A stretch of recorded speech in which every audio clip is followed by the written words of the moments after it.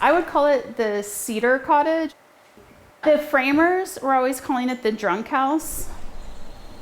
I think it surprises everyone to hear this, but the shape is just based on constraints that are actually given by the city of Austin. You're only allowed to build on 45% of your lot. So we only had 320 square feet to build on. There's a utility easement that runs exactly at the angle of this house. So this angle right here, this angle that runs across the property is the utility easement. So we couldn't build past this line in that direction. We're exactly 5 feet off of the property line this direction, which is also the maximum allowed. So the footprint had to stay small so that the yard is pervious for like rain, so that it didn't create extra runoff. But you can still have overhangs. And when I presented this to the city, they still felt confident that when it rained, this area was pervious. And you could tell it was just raining earlier today, and that ground is wet. So this wall here is vertical. You can see it's a vertical surface. There's 3 leaning walls and 3 vertical walls. I didn't set out to make something with leaning walls. I just knew that I had to do a 1-bedroom apartment with a footprint of 320 square feet. And then I was just trying to figure out, now with that 320 square feet, where am I gonna put the living room, dining room, kitchen? I think a lot of times when you are designing with constraints, it's the constraints that lead to more interesting design solutions. So it kind of, in some ways, it sort of designed itself. This is kind of like the house form. I leaned this wall so there was a little bit more space in the living room. We got the material because a roofer that I knew had taken these cedar shakes off of another project of his like 10 years prior, and they had just been sitting in storage, and he just gave them to us. So believe it or not, she was on a really tight budget, and so most of the windows you see we found on Craigslist, including this operable window here. And this door is from Habitat. And so when I knew I had that window and that door to work with, I just created the rest of the wall to look like it was all kind of built in, like designed that way initially. So these are pretty expensive, high quality windows. And they were originally installed in a house on the coast of Texas, but then the owners found out that they weren't hurricane proof. So they sold them all on Craigslist for like 1/10 of what they cost. And there's several upstairs. This is a fixed window that was in that house. I think if this wall were not not leaning back, this living room would feel too small. But just by simply leaning that a couple of feet, I think it makes the whole space feel much bigger. Because if you're sitting here, it also opens up your view to the second floor. And that allowed us, in this really small footprint, 320 square feet, to have this pretty large kitchen, right? Because the footprint is really small, but these walls are leaning out, and so you get a lot more counter space. If we're talking about budget again, all of the cabinets are IKEA, wow. But they have a custom front. And like this is a dishwasher with a custom front, and then this is like the IKEA trash drawer. The cabinet maker was working on another house that had a lot of longleaf pine, like as sheathing inside the house that was all coming out. And so he offered to use it for the cabinet fronts. A lot of the decisions in this house were because they were one of the more affordable decisions, yeah. Like, we used really common porcelain sockets. Like these light fixtures are like $3 or $4 each. And then these like splitters are just a few dollars each. They look high. They almost look like artistic.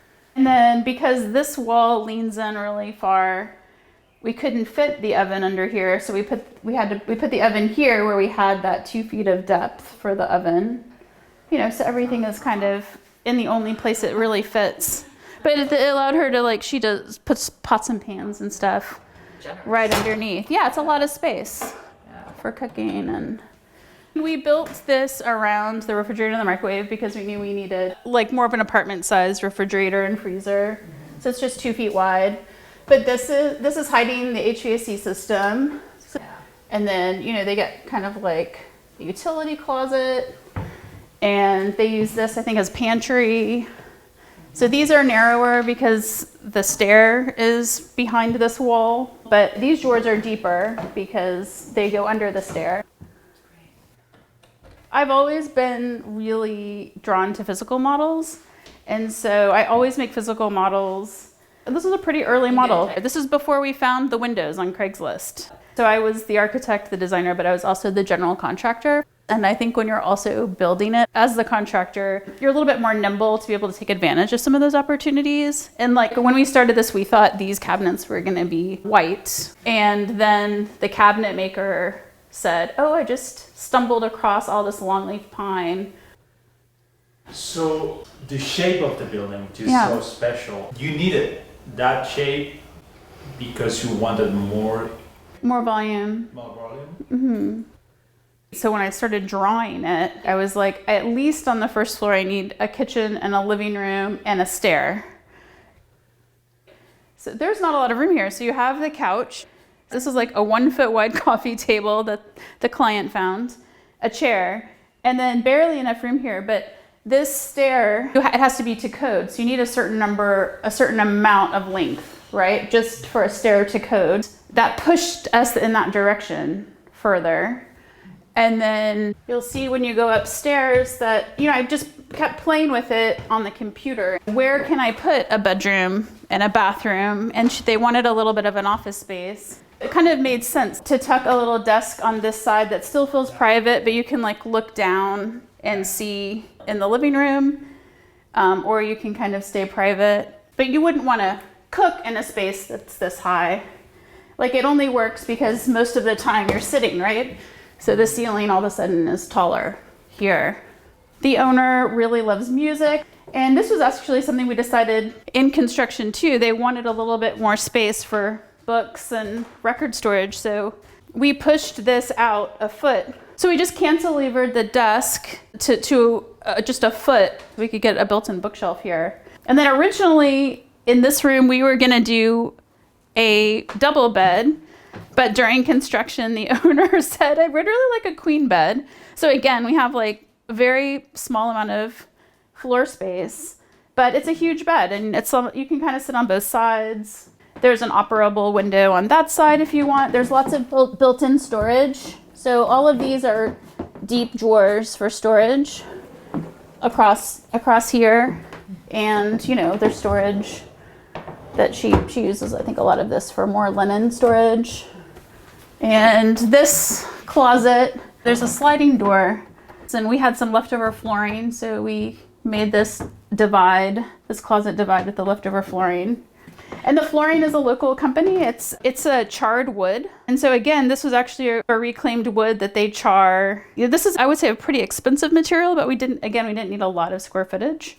So we used leftover pieces for this like partition, and we had enough small pieces that we ended up doing these 2 countertops out of it, which originally were also going to be the laminate. The cabinet maker just tried to put storage wherever he could. So it's if you had something you wanted to try to store back there. I actually think the actual floor area in here is like 30 something square feet, but to me, when I'm in this space, because of the tall ceilings and the angled walls, it feels so much bigger. It actually, to me, feels spacious.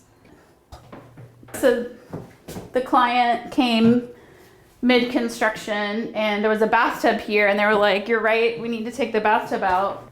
So actually the plumbing was here for the tub, and then we had to take the tub out, but the plumbing and all this stucco was still here. So we said, like, what is the easiest way that we can turn this into a shower without it costing too much money? So I talked to the plumber and I said, how about if we pretend like what we wanted to do was make this towel bar? And so we turned this into a towel bar, and then it goes into this wall, which they just opened up enough of this to bring a shower head over here. And then we went down, cut into the floor to make the shower. So this floor is pretty small. We didn't have to buy a lot of tile for it, but to me, the shower still feels big when you're in it. Yeah. And it has it has an operable window, which I love. And this like a kind of like a floating bench here that the steel guys made, so the water still sheds to the back of it. And this, originally I had thought we would put like a medicine cabinet like in this space, but it ended up feeling a little bit too clunky. So on site, we came up with another idea just to make something a little bit more light, to have like the skylight is kind of this rectangle in a circle. And again, the very simple light with the splitters, IKEA faucet, like laminate countertops, which are really cheap, IKEA cabinets, but that have these like custom reclaimed longleaf pine fronts. So it's pretty small, but it's an operable skylight and an operable window, so there's some airflow, which was important to the client. Owners really wanted laundry, so this is like a very small laundry closet. Just fits in that corner. I wanted a little bit of light to come into the kitchen through this window right there. It gives you like a visual separation, which helps this feel lighter, like it's floating more. But I think with the depth of the stucco and everything else that was going on, we didn't get quite as big of a slit there as I was hoping. And then actually the stairs didn't quite work out the way we thought. So you can see they had to do a little bit of a stucco patch on those little sections. But I think some of those, errors or mistakes or whatever, they kind of add to the overall project. They're part of the story. Yeah. You can see this a little bit here. This kind of little slit. Oh, right. It didn't quite work out as well as I was hoping, but I think you get a little bit of light. It's sort of subtle. It was really important to the owners to have like a connection to the outside. So I wanted to have big windows. That also helps you feel like you're kind of escaping to another place. And they also wanted an outdoor shower, but it feels very private. If you could shower there, and I think you'd be out of sight of everyone. You can see there's a little floor drain, and these are all just exposed copper lines that my favorite plumber he'll make things like this for me, and I love it. So just trying to like really compactly design and make every inch really count. To me, it feels like a very brave design that is not that common in the West, maybe in Japan. Why is that? We just want the square Euclidean sort of.